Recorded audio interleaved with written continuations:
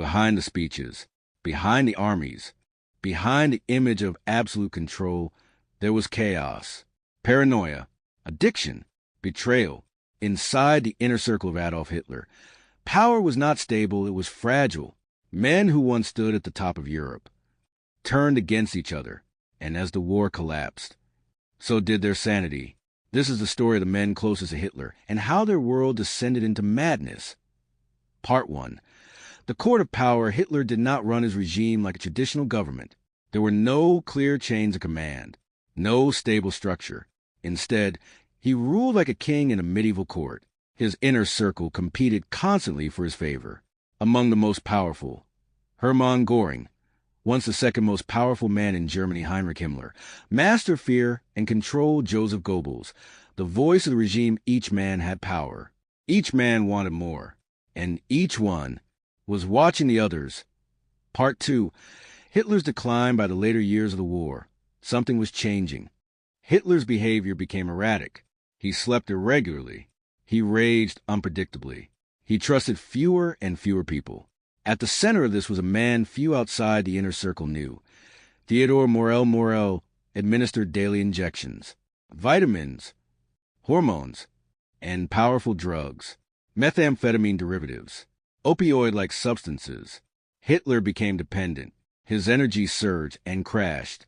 His decisions became increasingly irrational. The leader of Germany was no longer fully in control. Part 3. Göring. From heir to betrayer at the beginning of the war, Göring was powerful, confident, even arrogant. Hitler named him his successor. But as the war turned, Göring began to lose influence. The Luftwaffe failed. Allied bombings intensified. And Hitler's trust faded.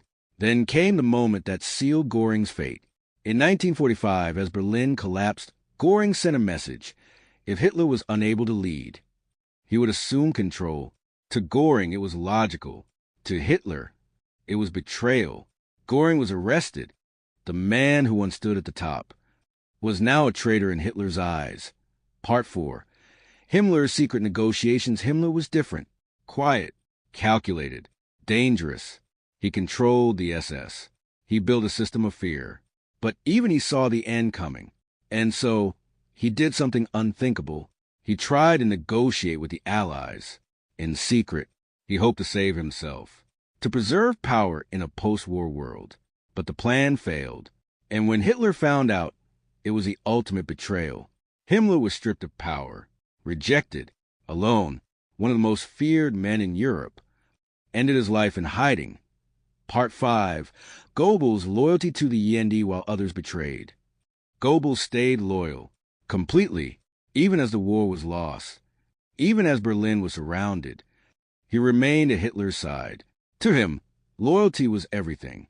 In the final days, inside the bunker, Goebbels made a decision. If Hitler's world could not survive, neither would he. He poisoned his own children, then took his own life, a final act of devotion. Or madness. Part 6. The bunker collapsed reality. By April 1945. Everything was ending. Inside the bunker, reality broke down. Hitler issued impossible orders. Armies that no longer existed were told to attack. The inner circle shrank. Fear replaced strategy. Loyalty turned into survival. And outside, Berlin burned. Outaro, the Nazi regime, did not just fall on the battlefield. It collapsed from within, driven by ego, addiction, betrayal, and delusion. The men who once controlled Europe destroyed each other. And in the end, the most dangerous enemy of Hitler's empire was not outside